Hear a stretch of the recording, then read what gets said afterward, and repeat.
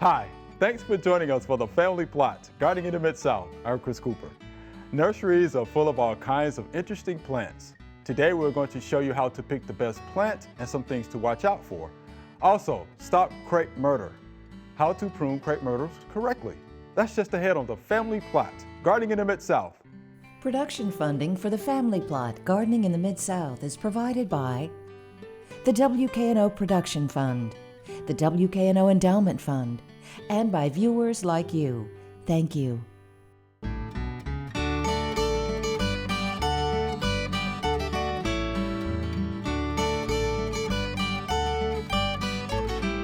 Welcome to the Family Plot. I'm Chris Cooper. Joining me today is Joellen Dimond. Joellen is the Director of Landscape at the University of Memphis, and Wes Harper will be joining me later. All right, Joellen, what are these bad plants doing here with us? We have to show the bad with the good. Oh, so it's the bad with the good. Yeah. Okay, well, let's talk about some of these bad plants that we have Well, here. the first one here is a beauty of the, it would be it's not a bad shape for a boxwood of this size, but the color is terrible. It's not green, for one thing. And so I would avoid plants that in the nursery that are, not a nice solid color green like they're supposed to be. Okay. So yeah, I would avoid this plant.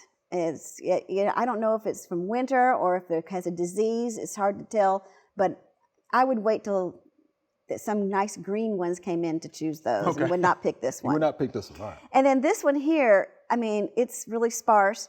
And you want to shake a plant too, make sure there's no white flies on it, and inspect them, make sure there's no aphids sitting on them, because that's a common problem in nurseries of plants that have been there for a while that might look like this. Also here, they've got some weeds in the top, and then look at the roots are all coming out of the base of the plant. So that means this plant is most likely root bound. And if we can lift it up a little bit, we see how root bound it actually is.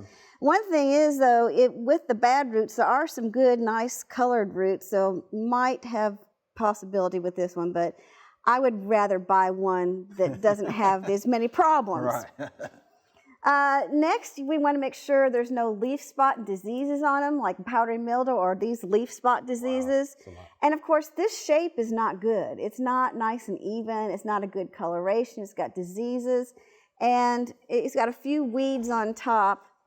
But when let's see if we can. Yeah, can you get it out of this here? is the thing. It must have been in the nursery a while because it's definitely root bound.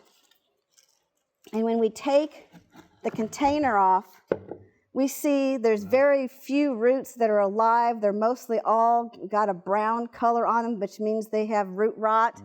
And this plant has got lots of problems. And I would just try to avoid plants like this in the landscape. Wow. I don't want to bring it home. Taking the plant out of the container, you should be able to do that at a nursery because you want to look at the root system. You're buying the root system and the top. You want to make sure the root system doesn't have rotted roots like this one has. So when to do that. Now you see the circling roots in all of these? Plants want to anchor themselves in the ground. So they try to take their roots away from the center of the plant. Okay. Well, what happens when they're in any kind of container, whether it's a round container or a square container, they hit the sides of the container and then they start making the shape of the container. Right. And sometimes you can buy plants that are like, if the top looks good and it's got a little bit too many roots in it, sometimes I will buy them and then you can score them at least 4 places because that stops that circling because all the roots tend to want to anchor and grow away from the plant. So when you cut it, it stops that circling pattern. That's good. Okay.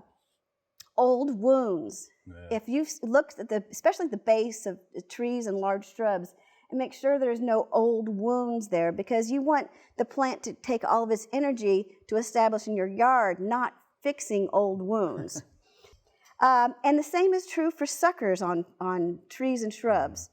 If you have a whole row to choose from, and some have suckers and some don't get the ones with suckers because they're going to continue to want to be there. You would prefer a tree that doesn't have suckers on it. And severely crossing branches.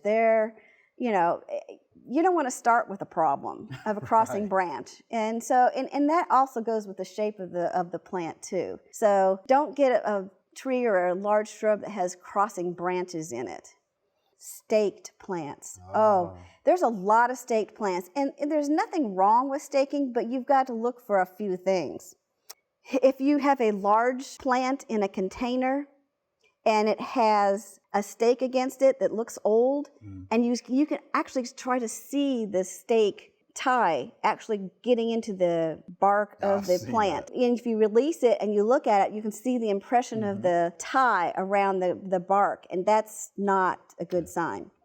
Some young trees are staked, and that's okay, but just remember, again, the principle of apical dominance. Hopefully there is a central leader, whether it's a shrub or a tree. I'm taking large shrubs and trees. You want to make sure there's a central stalk. If you get multiple stalks coming out from one plant, you want just one single one, preferably. And you've got to watch if that was staked. And if you take a couple of the stakes off and the plant starts to flop over, it's been staked too long.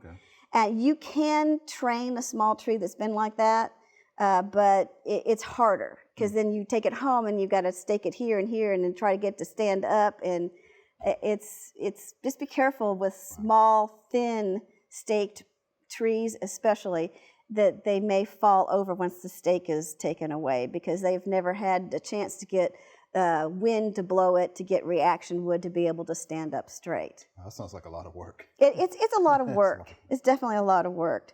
And of course, there's some plants that are grown as multi-trunked, either trees or shrubs or anything like that, and that's fine. Just make sure that each one that's coming out of the container is, separated from each other, and that they are straight and they're not crooked or have wounds on them or anything like that, that they're all evenly coming out of the container. And the root ball integrity. You got to look at the container and make sure that the plant is sitting correctly in a container, or if it's got a balled and burlapped plant, that when you push on the trunk of the tree, that it stays in place and doesn't move, because if it moves and the root ball stays in place, then it's most likely broken from that root ball, and you don't want that. And of course, the weeds. We just don't want weeds. Definitely some in here. I have enough weeds at home. I don't need more weeds. You don't want to introduce any more? I don't need any more. But and just watch when they're circling roots, and if you see roots at the surface of a container, that's a clue that it has been in that container for a long time. And sometimes the roots, as you can see, can cross over other roots, and that's going to end up girdling that tree eventually, or that large shrub.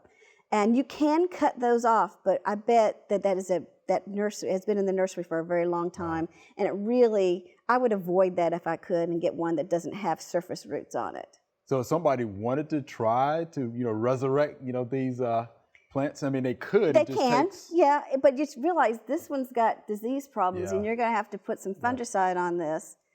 And root rot is not, because we saw some live roots in this, it does have some hope, but I mean, it just depends on what you want to do. I don't particularly want to introduce more problems to my yard. Yeah, you're right, because those spores could spread to your other plants. So yeah, you're exactly right.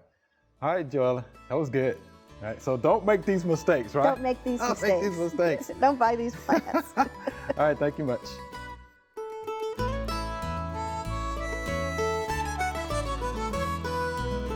I have a favorite weed, folks, and this is it. This is hairy bittercress. Produces a rosette of leaves first on the soil surface, and then up comes the rest of the plant. This plant has a small white flower, and it also produces a pod. And inside of the pod are seeds. So if you brush up against this weed, the seed pod explodes, and it actually throws seed 10 feet. Pretty impressive, huh? Again, this is my favorite weed, hairy bittercress. We're out at the Agri Center. I have Wes Hopper, certified arborist here. And Wes, we're going to stop the chop Stop the chop. I We're gonna like stop the chop. That's what Jason Reeves always says. it. Stop the chop. Yes. Can you show us the correct way to prune these crepe myrtles? I'll do the best I can. It's this looks like it's been a maintenance nightmare in the past, so we're going to look at it like artistic maintenance and try to prune this tree to where next year it won't require so much maintenance and do it the proper way. So we'll start by being able to get to the tree. I use my hand pruners, and I'll remove these water sprouts that are going to poke me in the face as we're working. And also, since we're looking up most of the time, we'll throw our debris away so we don't trip over it while we're working. And there is a lot of old wounds on here. A lot. If it hits me in the face, I'm cutting it first. And also, on this tree, it has multiple stems. Notice I said tree. Tree. I did notice you said These have been trimmed like a hedge. Wow, okay. Crepe myrtle, just chopped, however you want to categorize it. It's a tree. When we certify arboretums, crepe myrtles are allowed on the list, and arboretum is a place where you can visit to learn how to identify trees. All right, now I mentioned multiple stems. Put these in my back pocket. And tell us what you mean by multiple stems. These are your stems right here. All right. There's 1, 2, 3, 4, 5 stems on here. Okay. It's getting kind of crowded. You see how this is clustered up over here? Yeah. We're gonna eliminate this stem and try to eliminate some of the maintenance. Okay. So we're gonna cut it in the middle so we don't have any tears, nice and slow. Put my handsaw back up. Nice clean cut. Nice clean cut. Look what I've done. I've opened it up. Wow. We may get this to look like a tree after all.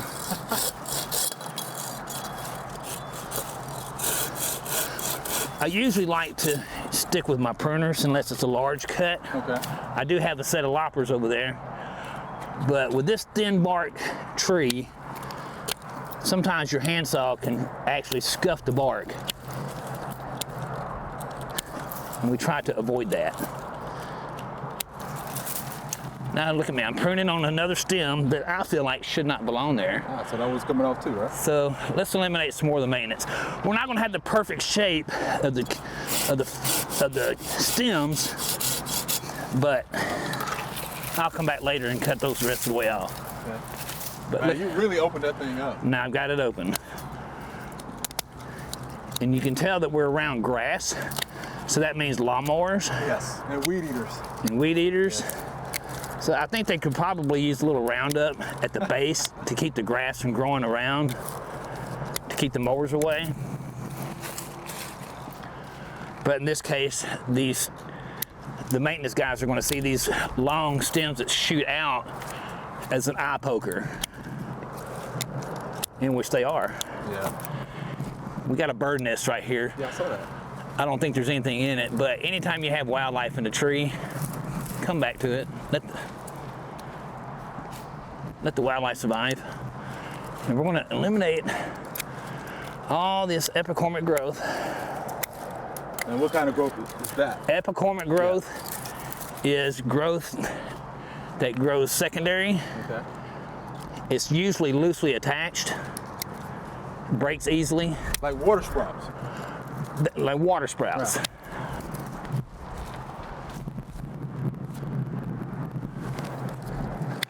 I don't want to eliminate all these, I just want to eliminate the junk.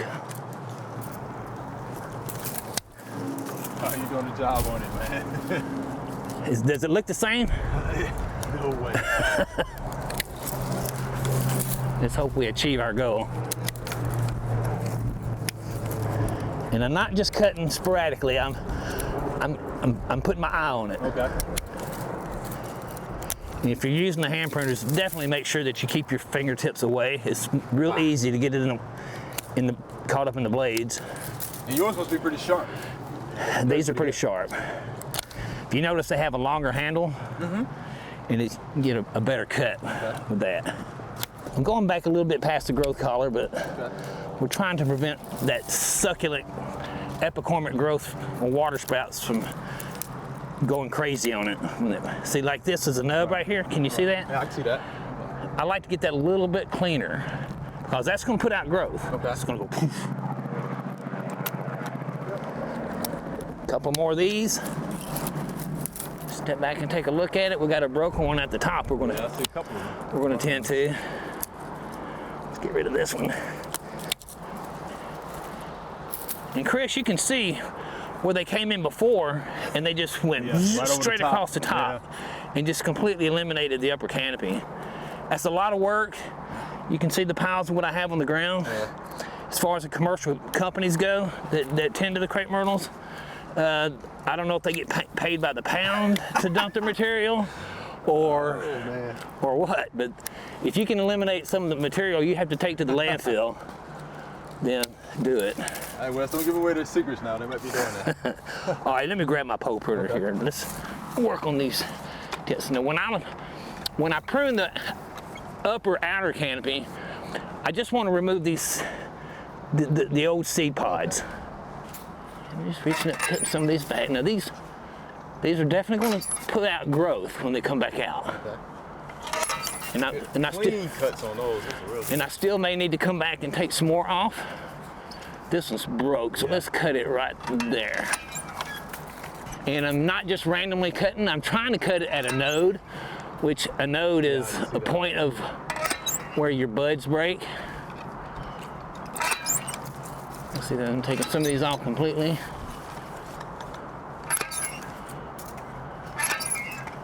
You see that I'm not taking off nearly as much as the canopy as before. I believe that one of the reasons why people commit crepe murder or hacking it is because it's easier, and maybe it is easier on a crepe myrtle that's 40 feet tall. Right. The one thing about crepe myrtles is most of the time they're planted in the wrong place. Right. And they have to be maintained like that. Right.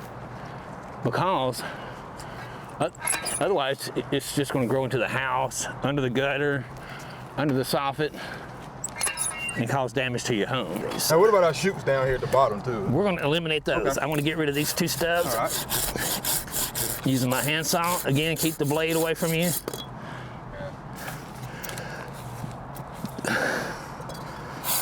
Well, what's something you've done this a time or two, man? A few times. Man.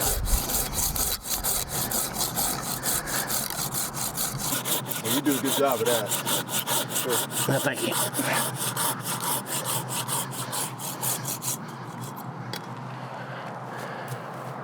There we go. Wow. Looks like a whole different tree. Right. Yes. And now look, I got very little debris in comparison to what we would have had we just taken it all the way off. Okay.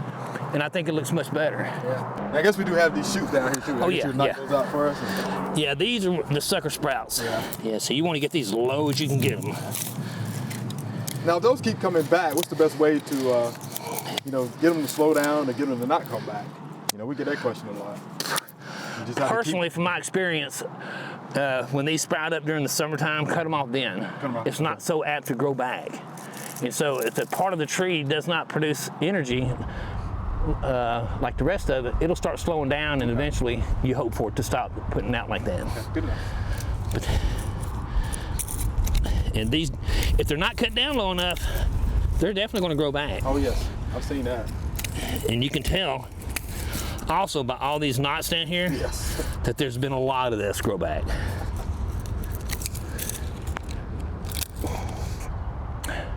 But this is how I feel like they should be pruned. All right, Wes, my friend. Thank you. Looks good, man. Thanks. Definitely appreciate that. Yes, sir. Thank you. We'll come back and see what it looks like later, huh? I will. I definitely want to see the results. You don't really cut daffodils. If you want to bring daffodils inside and put them in a vase, you don't cut daffodils, you pick daffodils. And the reason being is there's a virus that daffodils can get. And since they're such long-lived plants, you don't want to spread the virus from plant to plant with your tool, your knife, your pruners, or whatever. So we tell people you pick your daffodils, and then you can go back and make a clean cut and put them in warm, tepid water and put them in a refrigerator. We use a floral cooler here at the Dixon. But I'm going to show you how to do that here. You reach in, you follow your hand down the stem and go as deep as you can. And then it's this snap that you have. It's a little twist of the wrist and it'll snap them off clean, and it doesn't hurt the bulb. And this is a variety Ceylon, and it is really, really tough. It's withstand the rain and the winds, and it's still standing up proud and strong. This would make a good show flower because of the angle. It's kind of looking at you. The face is looking at you, but this is a really good daffodil. And just remember, you don't want to spread that virus to all of your daffodils, so pick them, don't cut them. All right, Joellen, here's our Q&A segment. Yes. You ready? I'm ready. These are great questions. All right, let's start with our first viewer email. This is an encore azalea that I've had to nurture, but I wonder about the split bark. Is this okay? Also, I have split bark on a tree near these azaleas. Thank you, and this is from Elizabeth. Good picture there. So what do we think when we see split bark? Well, it could be something that it was caused by the environment, by, in the winter, it was cold, the sun was on it, there's a thin bark, and it may have split, and then it's caused all that. The problem is, I know she's nurtured it, but there are no nutrients going up and down the length of that section that's then split for the plant to have food and water. All that's gone. I mean, it looks fairly healthy otherwise. I mean, maybe she could cut it. I mean, it looks like it needs a little bit more. It could get maybe some more light.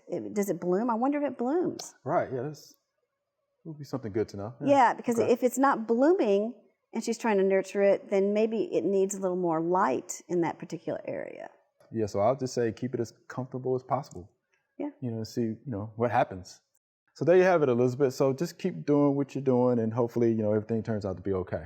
Yeah. Okay. Here's our next viewer email. What are some beautiful trees like dogwood that can take direct sunlight? And this is Reginald in Houston, Texas.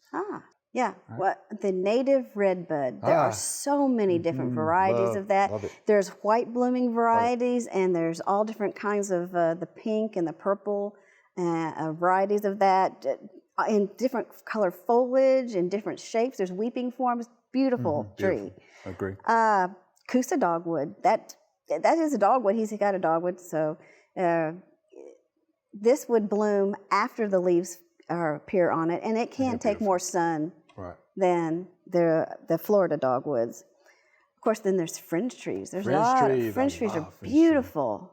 Love them. There's both American and Chinese fringe trees, and both of them are beautiful. And of course, now it's hard to recommend cherry trees, but because of the ambrosia beetles now, they take over the thin bark of cherry trees. But cherry trees are pretty, and they may not be as long-lived as some of the other trees, just because of all the diseases and things that they get. I mean, there's a lot of stuff, but they're pretty, and it depends on where it is and how long he wants it to stay there.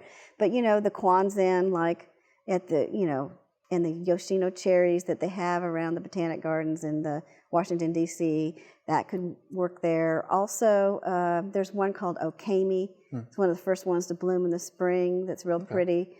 It might be, of the three, that would probably be the more hardy of the three and live with less problems.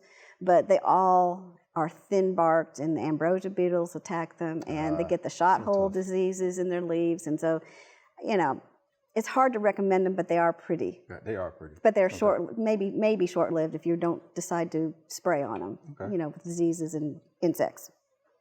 And I thought about the smoke tree. Do you like the smoke tree? I love the smoke tree. There's some purple leaf varieties that look nice. Some of those. And it's unusual. It's not a showy bloom. But the bloom looks like smoke. Yeah. So that's where it gets its name. So I like those also. Okay. So again, those are some nice trees that you can grow in direct sunlight. In direct sunlight. All right. So thank you for that question, Reginald. Here's our next viewer email. Every time I plant vegetables like beets and turnips, and in this case radish, a majority of the plant's roots grow on top of the soil instead of down into the soil. I use raised beds and have compost in all of them. What am I doing wrong? And this is John in Memphis, Tennessee. So is he doing anything wrong with it? Well, yes and no, because, He's sown the seeds and they're germinating, but they may not be in the depth of the soil to be able to, stand up the way he wants them. If I had what he has there with that picture, I would probably just take some more soil and build up around each one of them, so then it is completely buried. I mean, I don't see too much wrong with that. Right, I would do that too, because from the picture, this seems like you could just put some more soil on that. Put some more soil around it, because we do know the majority of your vegetables have shallow root systems. Yes. Right. They don't have deep tap root systems. So it seems like you can. Yeah, it looks to me like he could take each one of them and put a little bit more soil around all of those, so that they would be deeper in the soil. Right, because plant depth, is going to be key, of course. Right. Just plant a little deeper, pull up. Yeah, I wouldn't want to plant the seeds in not deeper. Not the seed, yeah, right. But once they come up and they're doing that, right. I would like to see more soil around them. Yeah, because we don't know if these are, seeds or transplants. But I wouldn't plant the seeds too deep, of course. But if they're transplants, then yeah, you can transplant them and put some more soil around it. It should be fine. Okay. But he has raised beds and compost, so he's doing the right thing. He's doing the right thing. You're doing the right thing. So thank you for the question, John. Joellen, that was fun. It Thank was. you for being here. Remember, we love to hear from you. Send us an email or letter. The email address is familyplot@wkno.org, and the mailing address is Family Plot, 7151 Cherry Farms Road, Cordova, Tennessee 38016. Or you can go online to familyplotgarden.com. That's all we have time for today. Thanks for joining us. It's getting time to plant. We have over 1,000 videos and all sorts of resources on lots of gardening topics over on familyplotgarden.com.